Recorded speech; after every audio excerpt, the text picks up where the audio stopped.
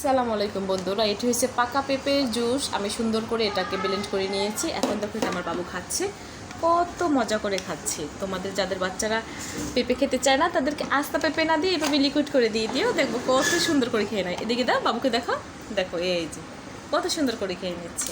আমি যখন দিচ্ছি তখন দেখবা যে সে কীভাবে নিচ্ছে। এই যে মোবাইল দেখলে ভিডিও করবা কি, সে মোবাইল হাতে নেবে। এই দেখছো কত ইচ্ছে করে কত সুন্দর করে খেয়ে নিচ্ছে।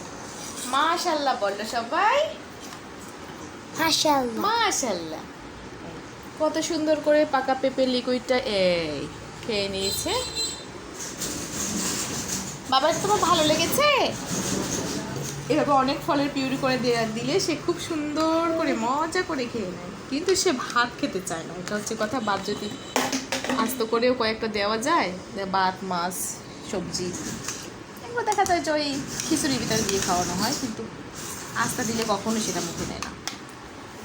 কিন্তু ফলের পিউরিটা সে বেশ সুন্দর করে খেয়ে নেয়। এই যে আসো আসো আসো, সেই দেখেছে, এটা দেখেই চলে আসছে। এই নাও নাও নাও নাও নাও নাও নাও। মনে হচ্ছে খুব ভালো অনেক মজা লেগেছে। লেগেছে। হ্যাঁ, এটাতে অনেক প্রোটিন আছে, এটা খেলে অনেক উপকার আছে, তাই খেয়ে না। ওকে, বাই বাই।